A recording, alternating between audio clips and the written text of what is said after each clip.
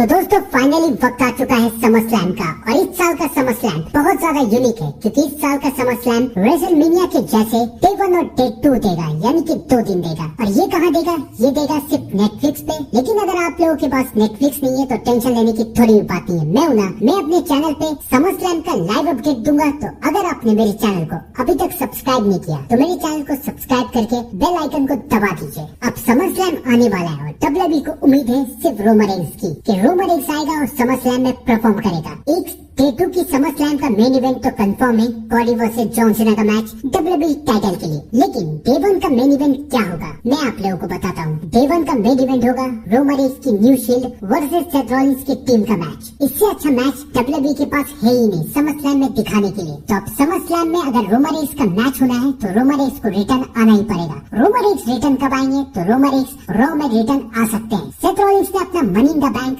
Night of champions में caching करने की कोशिश की, लेकिन जॉन सीना ने उन्हें रोक दिया। और अब सेथ रॉलिंस इसका गुस्सा निकालने की कोशिश करेंगे सीएम पंक के ऊपर और शायद वो रॉ में अपना money in the bank caching करने की भी कोशिश करे। लेकिन अब सेथ रॉलिंस को मिलेगा एक बहुत बड़ा सरप्राइज, क्योंकि सेथ रॉलिंस को रोकने के लिए वहाँ पर आएंगे the tribal chief, the head of the table, the YTC Roman Reigns. लेकिन रोमन रेंस अकेले नहीं आएंगे। सेथ रॉलिंस के पास पूरी टीम है, तो रोमन रेंस को भी टीम की जरूरत है ताकि वो सेथ रॉलिंस के साथ फाइट कर सके। तो रोमन रेंस की टीम का हिस्सा कौन कौन रह सकता है? सीएम पंक रोमन रेंस की टीम का हिस्सा रह सकते हैं, लेकिन रोमन रेंस को किसी और की भी जरूरत है। और मुझे लगता है कि अब वक्त आ चुका है कि ज़िला फाटू WWE में अपना डेब्यूट कर ले। हिकी लियो के बाद अब ज़िला फाटू का नंबर है कि ज़िला फाटू भी अब WWE में अपना डेब्यूट कर सकते हैं, वो भी रोमन रेंस के साथ। वैसे भी ये रूमर सामने आ रही थी कि ज़िला फाटू अब कभी भी WWE में आ सकते हैं, तो ये मौका परफेक्ट है। रोमन रेंस की न्यू शील्ड का हिस्सा बनके ज़िला फाटू WWE में आ सकते हैं। या शायद ये भी हो सकता है कि the beast incarnate Brock Lesnar भी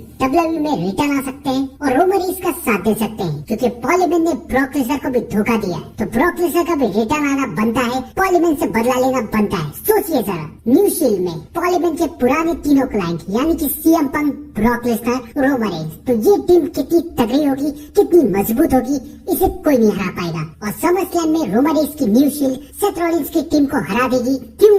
क्योंकि उसके बाद सेथ रॉलिंस डे 2 में अपना money in the bank caching करके न्यू चैंपियन बनेंगे। तो यहाँ पर खत्म होती है समर स्लैम की अपडेट। इंतजार कीजिएगा रोमन रेंस के रिटर्न का, क्योंकि अब रोमन रेंस कभी भी रिटर्न आके सेथ रॉलिंस और उनकी टीम को चैलेंज कर सकते हैं। आपको क्या लगता है कि क्या होगा? कमेंट में जरूर बताइएगा। तब तक के लिए thank you and good bye.